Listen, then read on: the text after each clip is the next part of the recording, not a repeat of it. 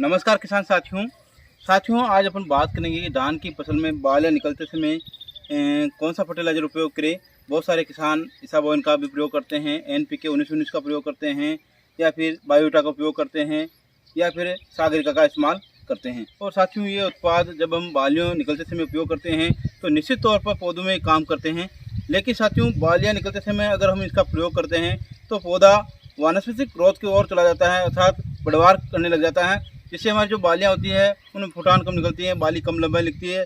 और बालियाँ निकलती हैं तो उनमें दानों का भराव कम रह जाता है, अर्थात बालें जो दाना बनता है वह हल्का रहता है, उसमें वजनदार नहीं बनता और बाली खाली रह जाती हैं।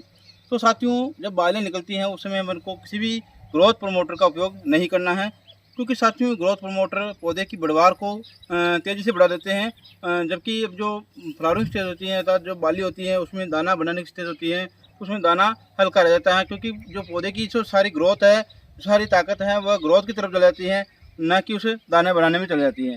तो साथियों हो सके जहाँ तक आप जब अपनी बालियाँ निकल रही हो उसमें ग्रोथ प्रमोटर का उपयोग ना करें। हाँ, जब आपकी जो पौधों में बढ़वार की स्थिति हो, बढ़वार की अवस्था हो, उसमें आप इन ग्रोथ प्रमोटर का उपयोग अपनी धान की फसल में कर सकते हैं।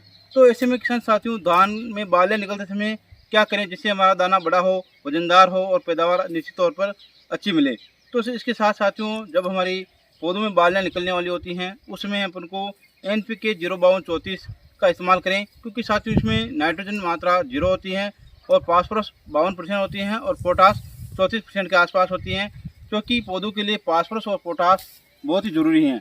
तो साथियों फास्फोरस पोटास दानों में चमक बनाएगा और पौधों में रोग प्रतिरोधक क्षमता बनाएगा, जिससे दाना मोटा होगा और वजनदार होगा।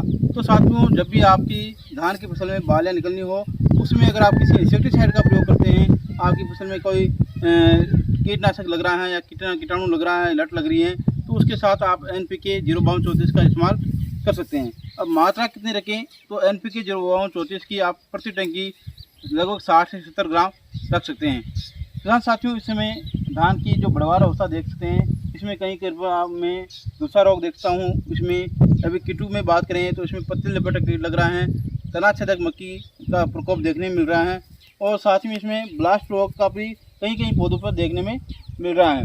तो साथियों मैं इस किसान को यही सलाह देना चाहूँगा कि पत्ती लपेटक और तना छेदक कीट का समय पर नियंत्रण करें, क्योंकि साथियों अगर इन कीटों का नियंत्रण समय पर नहीं करेंगे तो तना छेदक कीट का प्रकोप बालियों में चला जाएगा, तो बालियाँ खाली रह जाएगी, वो सूखी हुई नज़र आएगी। तो इसके लिए आप प्रोपेनोफॉस काम ले सकते हैं, क्लोरोपाइरिफॉस 20 cc काम ले सकते हैं, क्लोरोपाइरिफॉस 50 cc काम ले सकते हैं, इमामेक्टिन बेंजोएट काम में ले सकते हैं, इंडोक्साकार्ब काम में ले सकते हैं। इस प्रकार इन किसी भी कीटनाशक का इस्तेमाल करके आप इन कीटों का नियंत्रण आसानी से कर सकते हैं। इसके अलावा साथियों बात करें ब्लास्ट रोग की, तो ब्लास्ट रोग में साथियों आप मैंकोजेब का इस्तेमाल कर सकते हैं, या एजोक्सिस्ट्रोबिन, टेबुकोनाजोल, प्रोपिकोनाजोल, इनमें से किसी भी एक फंजिसाइड का उपयोग करें, जिससे आपकी इस ब्लास्ट रोग या शीत ब्लास्ट रोग का आप कंट्रोल आसानी से कर सकते हैं।